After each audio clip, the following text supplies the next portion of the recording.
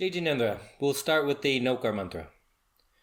Om Namo Arihantanam, Om Namo Siddhanam, Om Namo Ayadiyanam, Om Namo Vajayanam, Namo Loe Savasahunam, Eso Panchanamo Karo, Sarvapavapanasano, Mangalalancha Sarvesim, Paramam Have Mangalam, Paramam Have Mangalam.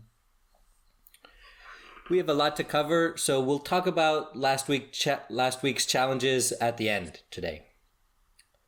I had an eventful Friday, but I need to tell you about my bathtub first. It's a normal bathtub with a curtain that we keep closed when not in use. My usual routine in the morning is that I reach my hand in the tub to turn on the shower, and then after the water's warm, I enter the tub from the back, and the curtain remains closed throughout that process. So on Friday, as I got in, I noticed an insect was struggling against the current, and before I could turn the water off, the insect went down the drain. Remember that an insect has a soul just like you and me.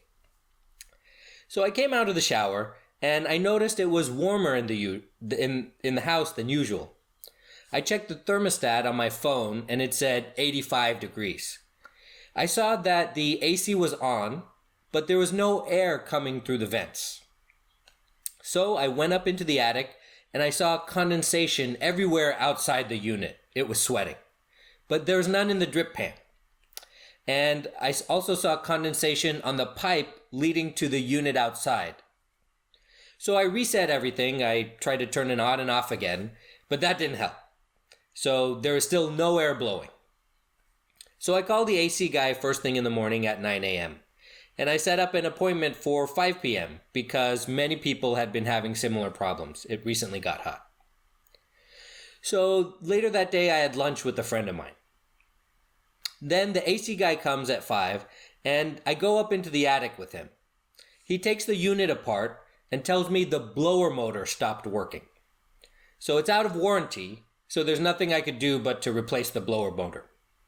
He has to order the part, but he says he's going to order it, go to another call, pick it up, and come back late at night. So I said, okay, thank you for coming back late at night.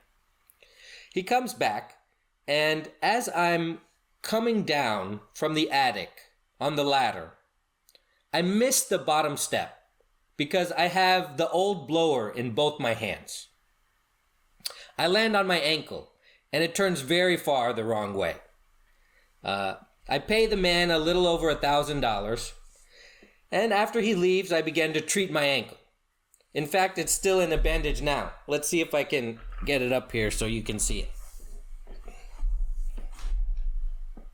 That's my ankle. So before I bandaged it, my wife wanted to take a picture of it to send to a doctor in the family. She took a picture, but I told her not to worry about sending it. Let's see if I can show you the picture.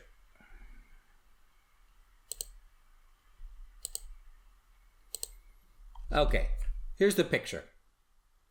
So as you can see, my ankle is swelling up considerably, and it's about the size of an orange.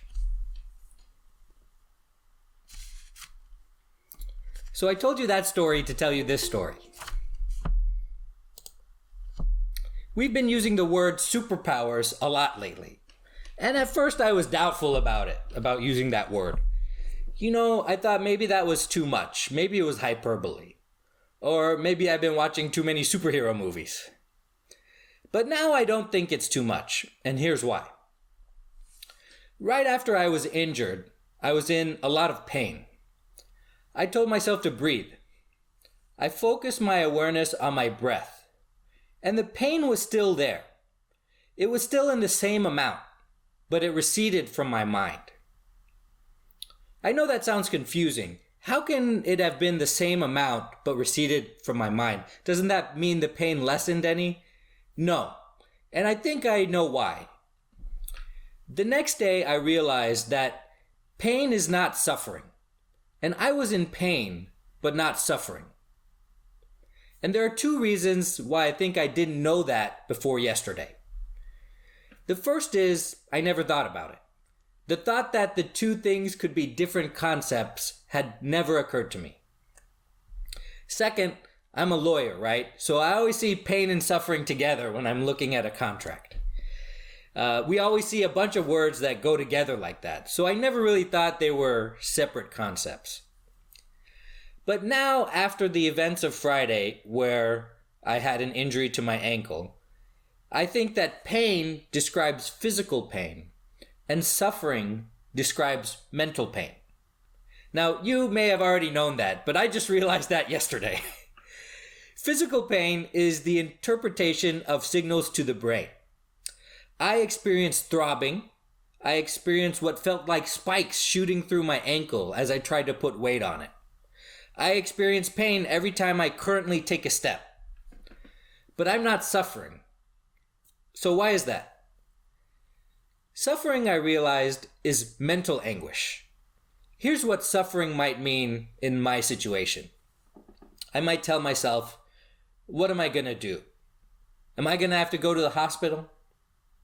How long is this pain going to last? How much will it cost me? Why does this always happen to me? Why wasn't I more careful? I'm not careless like that. Why did that person make me do that? It's his fault. And on and on and on. All those thoughts and blame and worry are endless. So that led me to another realization just yesterday. You know, when our kids get cuts and scrapes, they often cry very hard. And we do our usual routine of Band-Aids and kissing boo-boos and blowing air on the cut and things like that until the crying is over. Well, very little of that, in fact, none of that, is addressing the physical pain. We can't do anything about the physical pain. All of that is designed to address the mental suffering. So addressing mental suffering is a skill, and we learn how to do that as we grow up. So here are some of the thoughts that went through my head Friday and Saturday. It was first mainly all about physical things, but then my thoughts got spiritual later. At the outset, right when I fell, I told myself to pay attention to my breath. You know, I get a lot of headaches, which I guess is physical pain. But paying attention to my breath helps me get through those headaches. So I thought I would try it with my ankle. And I was surprised that it worked. And it worked for the same reason. I was giving my monkey mind a job. And I wasn't asking any of those questions that was leading to mental suffering. I was experiencing the pain, but not the suffering that so often goes along with it. Next, I thought, pain is the body's way of telling the brain that something is wrong.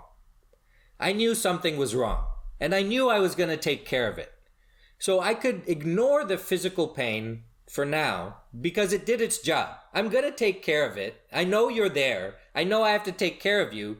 So you're doing your job. So now that I'm alerted to your presence, I don't have to worry about the physical pain anymore. And so remember, this is all taking place within seconds. It takes me a very long time to explain to you what I was thinking, but I'm still on the floor at this point. Next, I thought, not only is physical pain just a signal, physical pain is an appearance in consciousness. It is one of the clouds that goes by in the sky of the mind. Guess what? All sensations are just appearances in consciousness, and this was a sensation just like any other. Just like I can see things right now and hear things right now, the pain is something I'm experiencing that is a sensation just like any other that's an appearance in consciousness. So I looked out and I noticed all the sensations I could see, hear, and feel. I could feel the ground beneath me. I could see the ceiling because I was on the ground looking up. And the pain was just a part of that bucket. I just put it in that bucket. It's an appearance in consciousness. Next, the thought that specifically reminded me about Jainism was the thought that the soul is not the body. And this was something that was happening to my body, which is not myself, because myself is my soul. So I'm focusing on my awareness on breathing deeply and feeling my breath. So my awareness is half on that and half on these thoughts I'm telling myself. Then when I thought about the future, remember, this is part of what leads to our mental suffering. I knew my next steps were planned out. We all know the acronym PRICE or RICE. It stands for protection, rest, ice, compression, and elevation. Right? So I thought about that, and I knew my next couple of hours were exactly planned out. I knew what I had to do. I knew what they were going to consist of, and there's no reason for me to do anything other than focusing on that, on price. So notice now, in the things that I'm telling you, there's no room for suffering. There was no room in my thoughts for suffering, even when I thought about the future, which so often leads to suffering. Now, it was Friday, so I think that helped me a little bit because I didn't have to worry about work, and I didn't have to worry about driving to work until Monday. So that helped a little bit. So then I had nothing to do but lay down and think. And then I had another realization. If this had happened when I was a kid, this was not how I would have reacted at all. I would have primarily felt sorry for myself for a long time. So the ease with the skill of dealing with mental suffering that I learned growing up really was a superpower. I don't think that word is too much now. I think that word is right. And maybe it's even too little.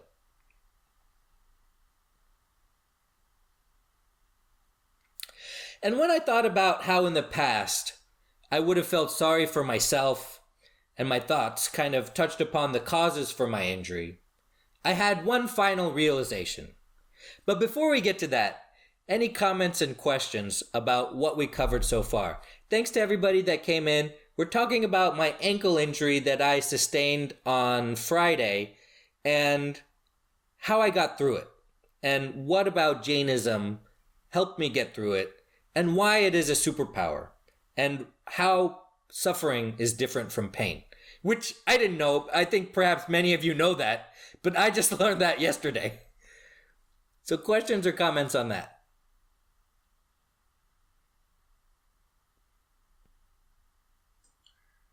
Is there any link that...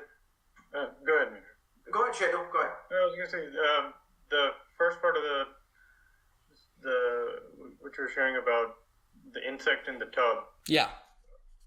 Do you think are you trying to make a connection between that occurrence and what happened when you stepped off the ladder? That was my final realization. So we can get to that when... Absolutely.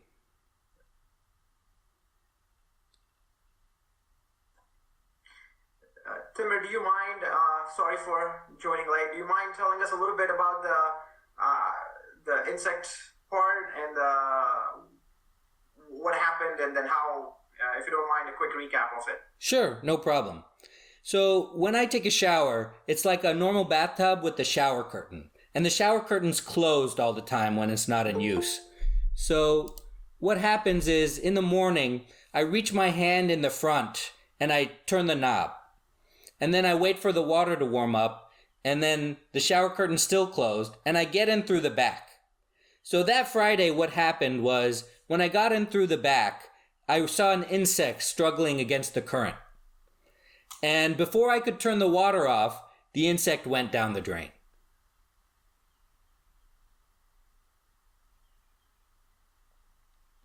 Well, I told you those stories to tell you this final story.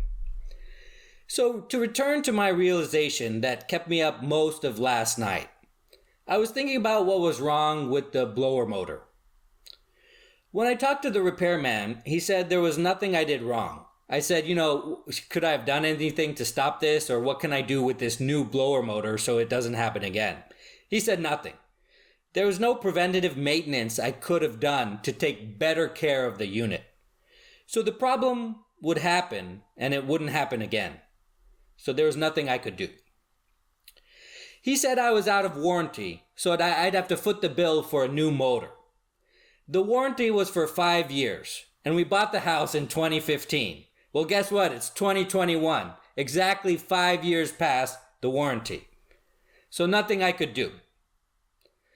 I was talking about this with my father-in-law, and he and I agreed that testing is so sophisticated these days that most manufacturers know how long the equipment is rated for, and they ensure that their losses don't mount by setting the exact right time for the warranty.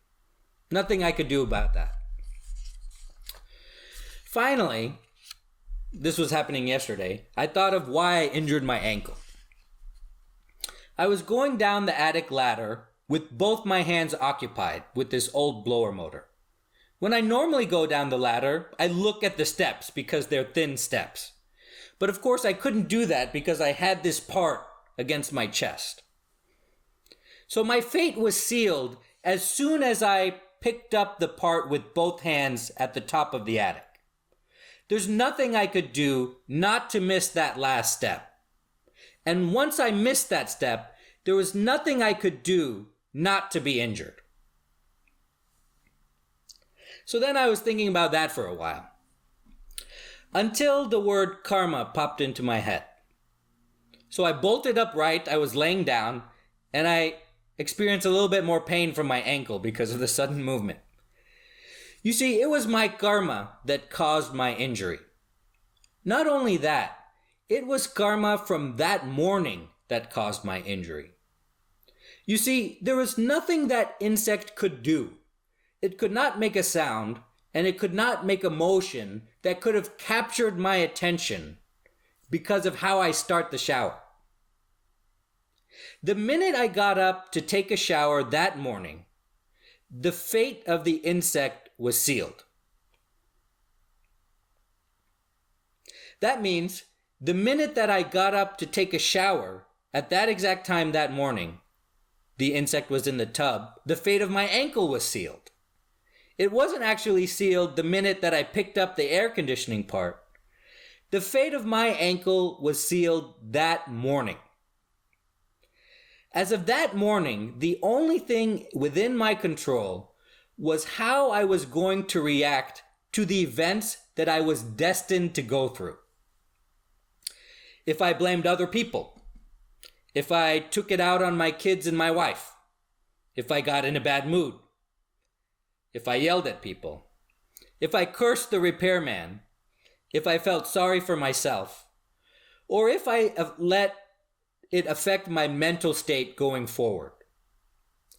The only thing I was in control of was my suffering, not my pain. Now, I know what you're thinking. You're thinking I'm ascribing metaphysical significance to random events that occur to everybody every day. It's bullshit, Timur.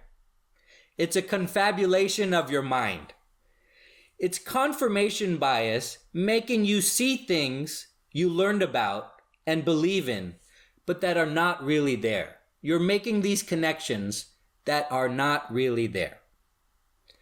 But there are 3 reasons why I'm certain these events are connected. The first is that this was a very eventful day for me.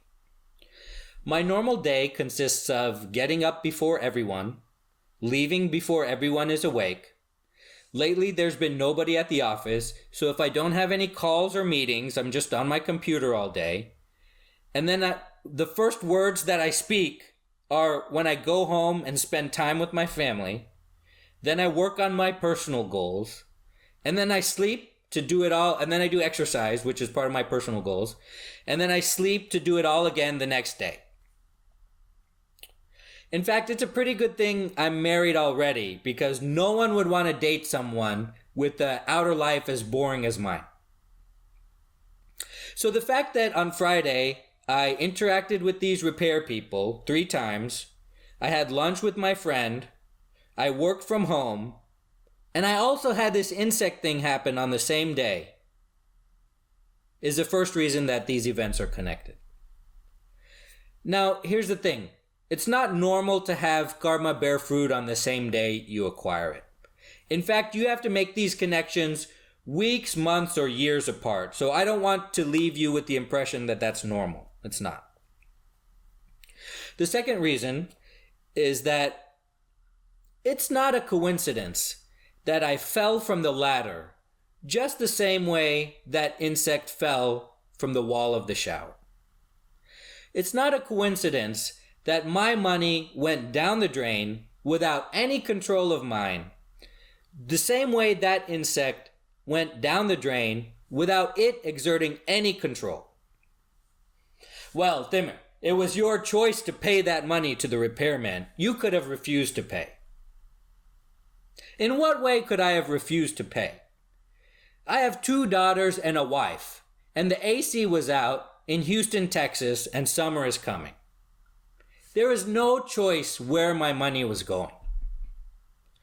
The fate of my money was sealed that morning when I woke up at that time. And third, remember this happened on a Friday. It turns out it took up most of my Friday and my Saturday. And I had nothing prepared for Dad's class until last night. Usually I have things prepared well in advance and I know what I'm going to talk about. So if you still think it's BS, that's fine. I encourage you to think about these connections. If I were hearing this for the first time or experiencing these type of events for the first time, I'd likely agree with you. It's some kind of confirmation bias. You're seeing these things that are not there. Once or twice, okay, sure, we could call it BS. But when you notice these things in your life 5 or 6 times, and you notice them so clearly, it's like someone slapping you across the face with a book that says Jainism is the truth printed on its cover. Once these things start happening to you, I think then that your strong faith will be informed by reality and not by superstition. So, your challenge this week is to make connections between your actions and events that occur in your life.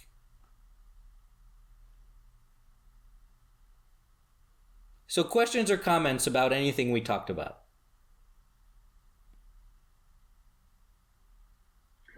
Hey, Tim, first, I don't think it is BS.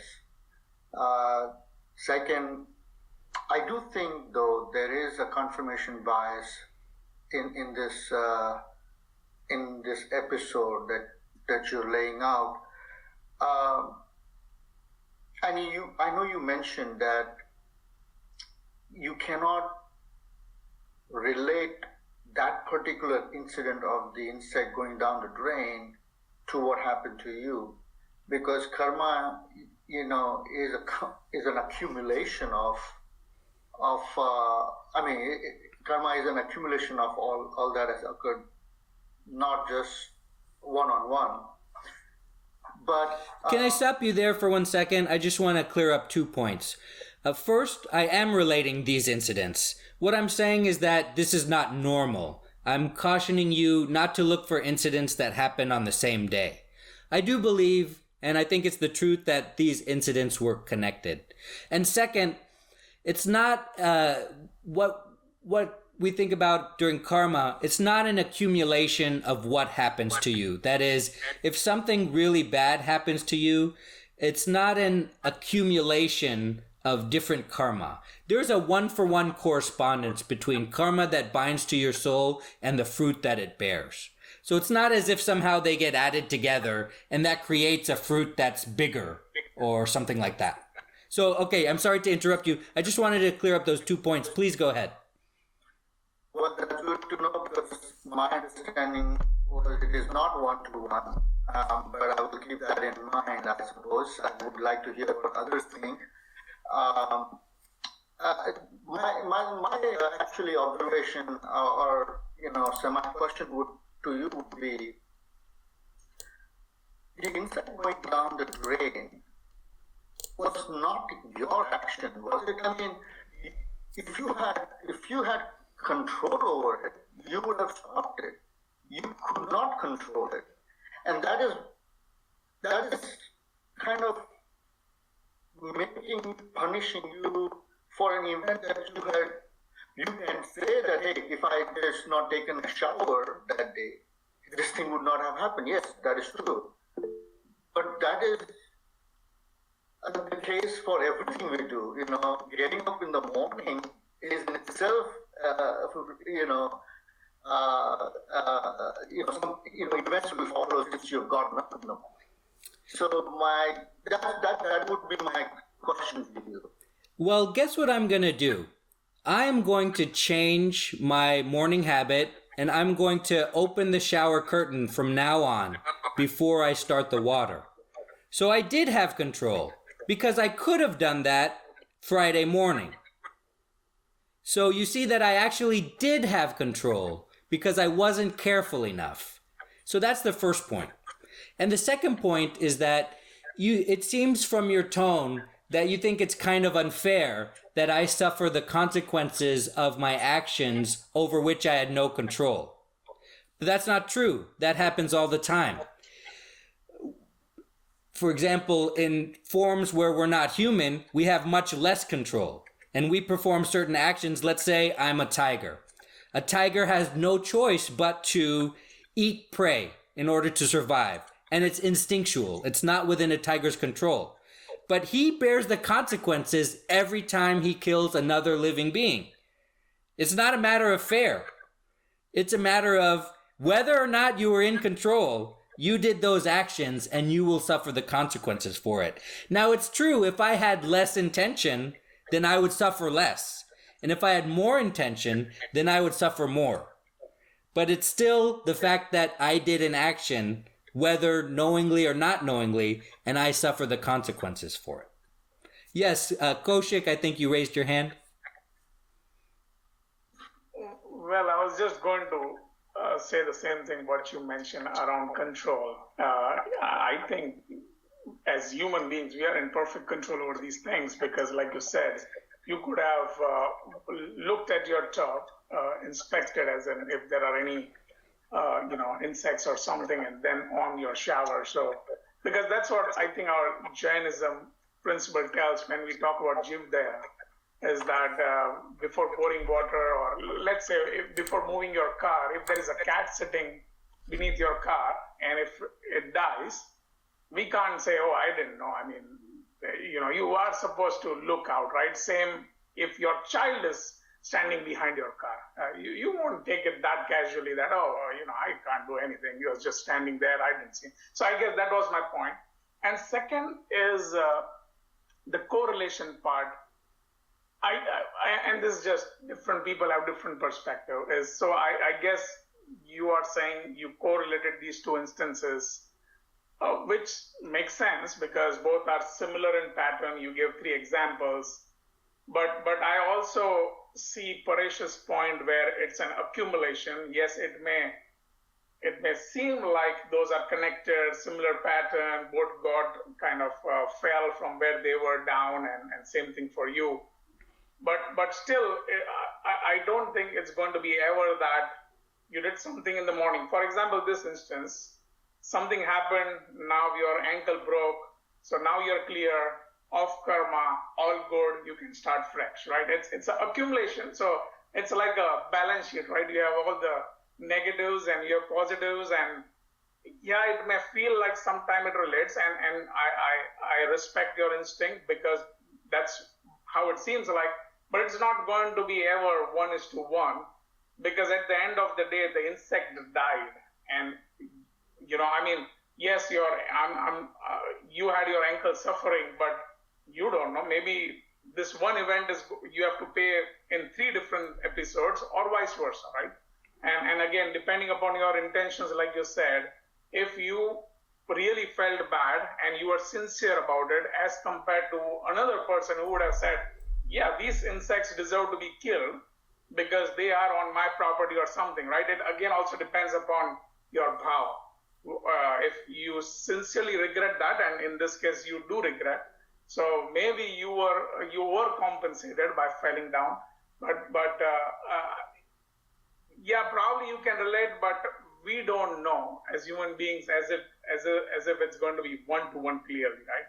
It can be in pieces. It can be because of few insects that were killed long time back, which you didn't even know. So it can be a lot of different things. But yes, it does make sense. And I also believe that we should, by what you are doing, we should give it a thought about our actions from past, because this correlating of things is going to make us more careful or more cautious as we move forward, because that way we are constantly thinking, hey, I did this bad and it's not good. So I really respect how you're thinking and how you're doing. The correlation part makes sense, but we don't know if it's one-to-one or not, right? Exact one-to-one. So that was my comment.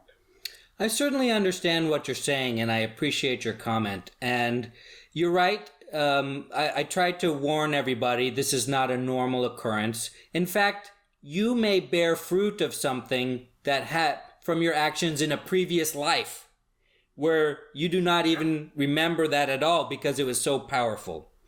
However, I do take exception, and let's find it out together by looking in the book this week, that one action cannot result in three separate fruits. I cannot pay for, let's talk about this insect action that I happened. It can't be this was part of it, and next week there'll be another part, and then next week there'll be another part.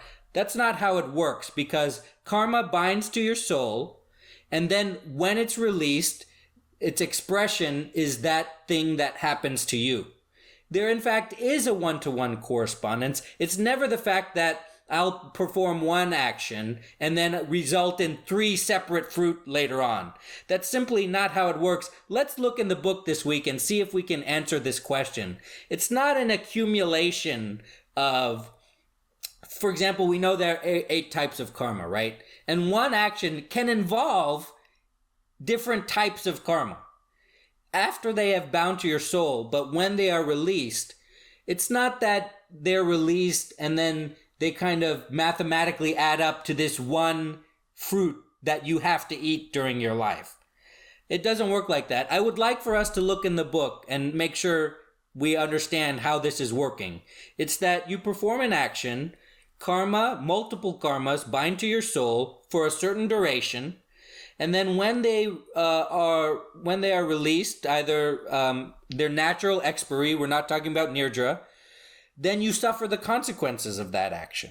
I do not think that what you're describing comports with that. But definitely, I agree with the majority of what you said, and thank you for saying that. So, Tim, a lot of different thoughts going in. Hopefully, we can all come together here. So, is it a cause and effect in terms of, eye for an eye, or the a proportional effect? So, the insect, you inadvertently cause the insect to get flushed down the drain, right? And if there is a one-to-one connection, because an insect went down the drain on your watch, it cost you thousands of dollars in air conditioner repair bill and a medical, twisted or hurt your ankle, right? And I guess some of the thoughts going through my mind is, one, if that is that relationship or that proportionality a constant thing, or which is, if so, I have a hard time digesting that, because one, it was inadvertent, and so if that's the consequence of doing something inadvertent and causing harm, then rest of the world would be, getting banged up and bank accounts going to zero left and right, and people just, dropping dead. Another part is the karma related to causing pain to the insect or causing suffering to the insect, right? Okay, so you had two questions there. One was the fact of the inadvertency. Certainly the inadvertency means the intensity to which the karma bound to my soul was less. It also means the amount of karma was less. If I had, let's say, opened the shower, saw the insect there, and purposefully flushed it down the drain, the fruit of that karma would be worse than what it was. So your mental state does determine the amount of the bund that happens. And your second question, was the karma related to the pain or the suffering of the insect? Both. Okay.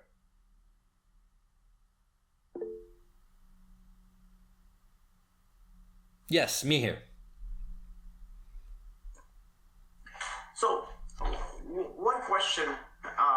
First of all, whenever something like this happens, something related to pain and suffering, a normal monkey mind is trained to look for somebody who is in fault other than us.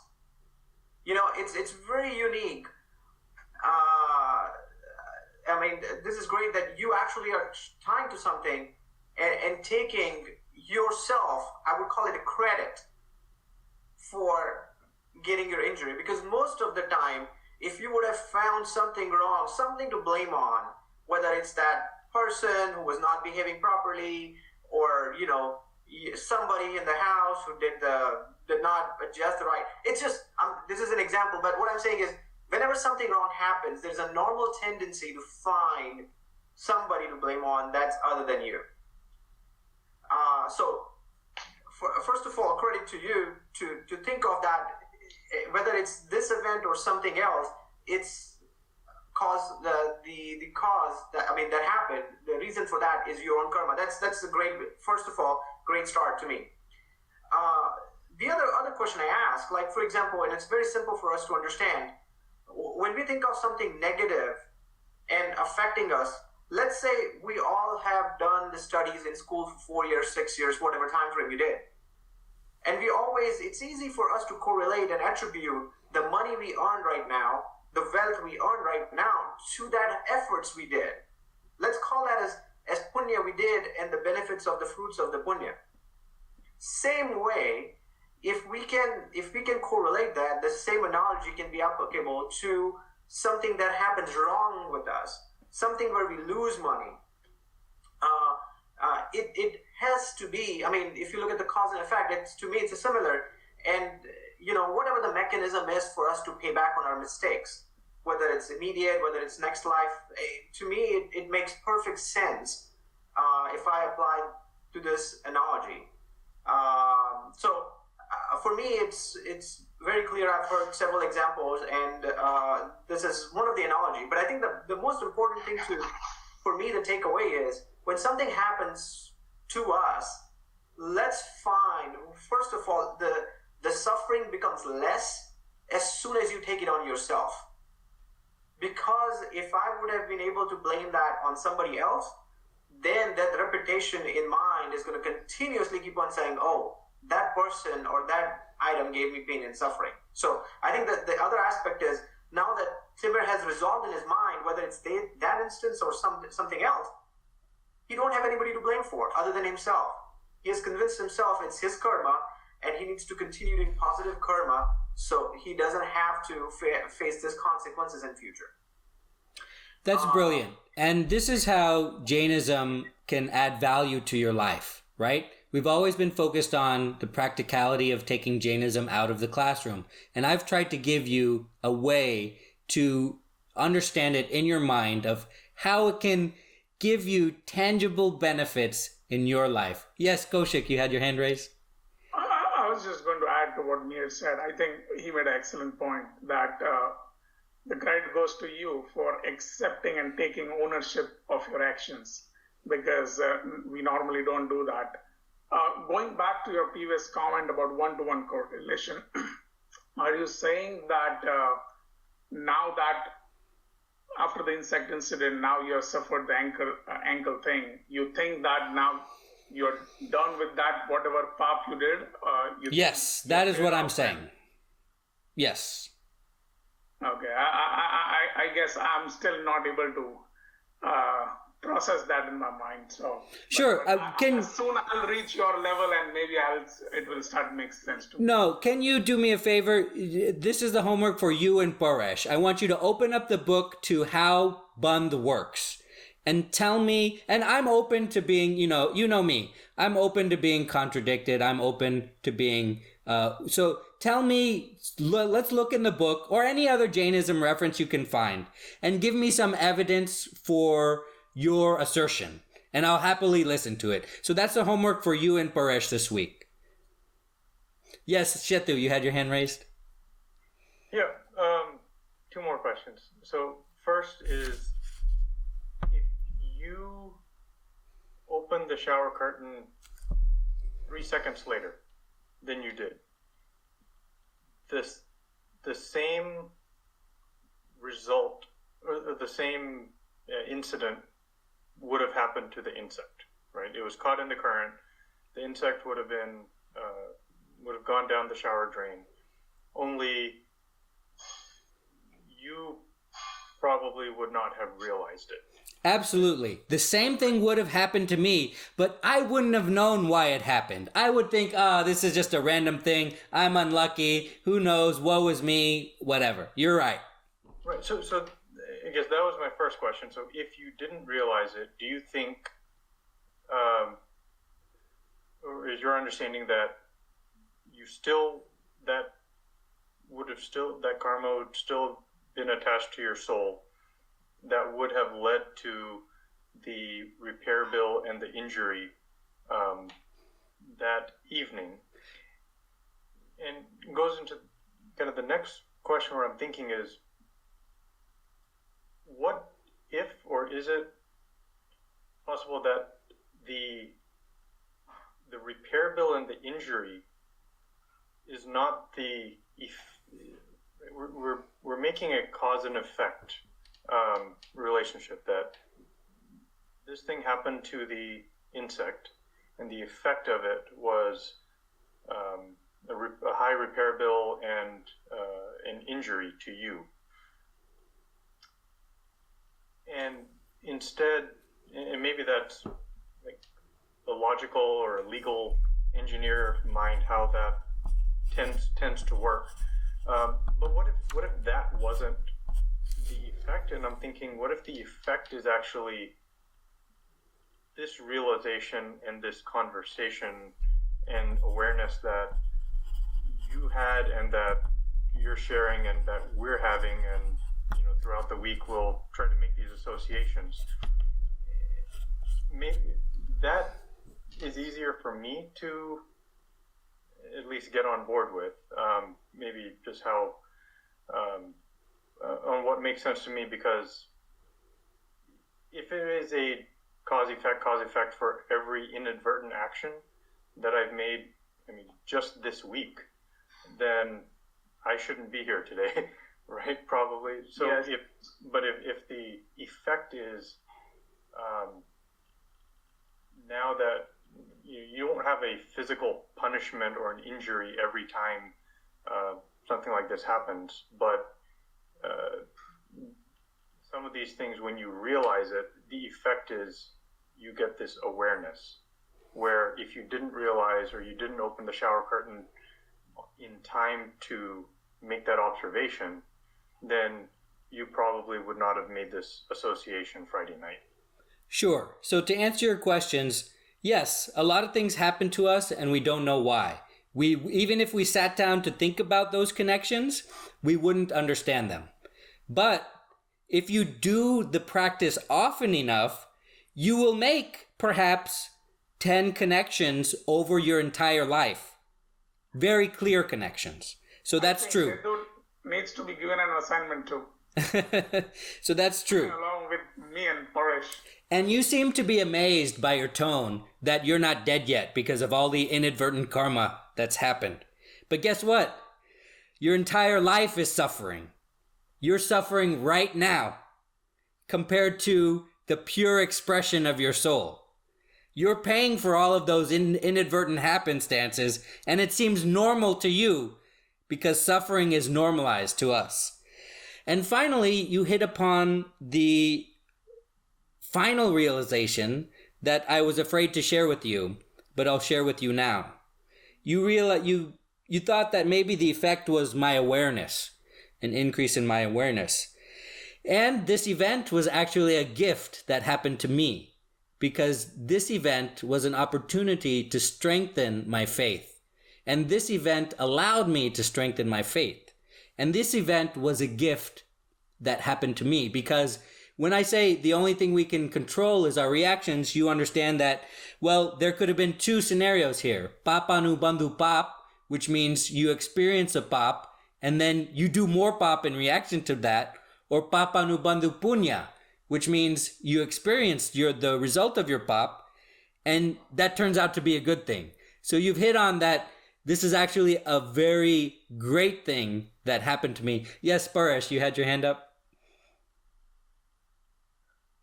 Yeah, I would like to know what karma Kaushik and I just did to get the punishment. Because it's a one-to-one correlation. Now, look, I just want to, first of all, like others have said, this is a great discussion, and really thank you for bringing it up. Because I actually do try to make these connections. And, we are all, at some level, try to be scientific and logical and all that. And then I say, whether is it a weakness of my mind, or that I'm just trying to, trick my mind into saying, oh, you know what, I paid for it, I'm done. It's a fresh start. It's a clean slate. My balance is zero. I'm great. I'm good. It's all good. It's all good. I'm not sure, Tim. I'm not sure. And the reason I said I'm not sure is what you mentioned. We could be paying for something that happened in previous life. So if that is the case, and it's your statement, if that is the case, then we didn't clear the balance in the previous life, right? Wait, there seems to be some misunderstanding of what's going on. I'm not saying my karma balance is zero. I'm not saying it's done. I'm saying that I paid for that. I happened to accidentally pay for that on the same day. Okay? I'm not saying all my karma is gone and I'm at zero. The fact that I'm still here means my karma is not at zero. Okay? I'm not saying I have a reset balance. I'm saying that I did that action that bound to my soul. It happened to express that very same day, and I was lucky to have made that connection. I still have a bunch of other karma from other things I did weeks ago and months ago and years ago. So I just want to make that clear. Please go ahead. No, just last question. So why do you think you've not paid for those karmas? Because I'm still here. When I get rid of all my karma, I'll go to moksha. Right? Right? I still have antaraya karma. I'm not dead. Okay? When I will have gotten rid of, first of all, okay, so here's what happens.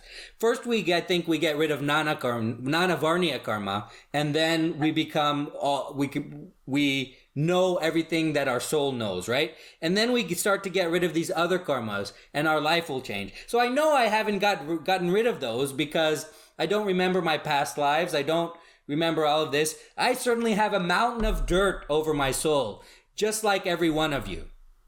Okay, so in that respect, I know that I still have a mountain of dirt on my soul that I need to take care of. Yes, Mihir, you had your hand raised.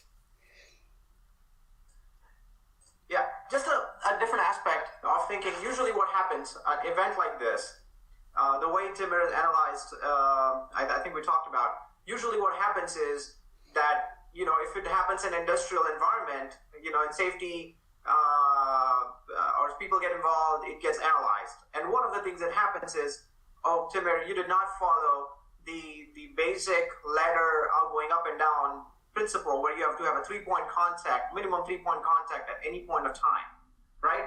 And then it comes down to not following the procedure and not following the safety practices. Well, and finally says, okay, human error, right? But what happens is,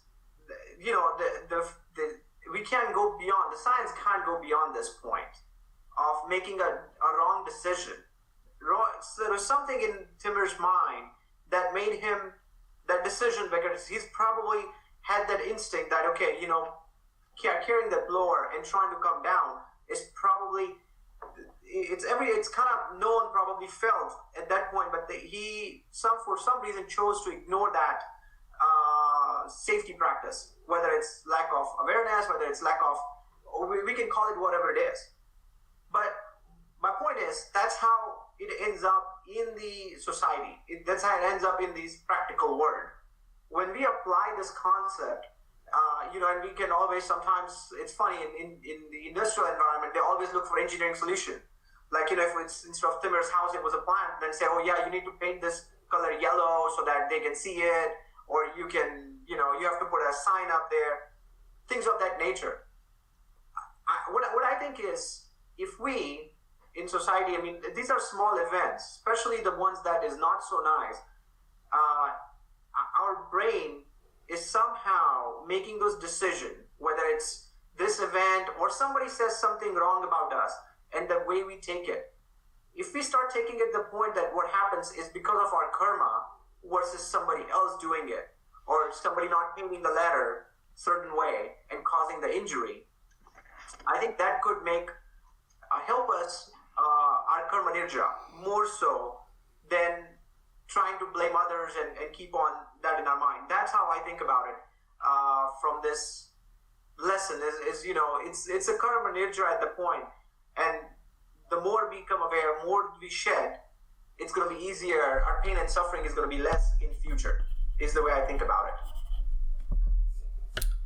So your challenge this week is to make these connections between your actions and the events that occur in your life. I have not forgotten about our Monkey Mind Challenge from last week. I still want to do that. Next week, we're going to talk about it. So save me your stories for your Monkey Mind Challenge. We're going to go over that next week at the beginning of class, and we're going to go over this week's challenge at the beginning of class next week's. And also, some of you have homework. We're going to be talking about that at the beginning of class next week. Thank you very much for your time today. I really appreciate that. Thank you. Thank you. Thank you. Thanks, Tim.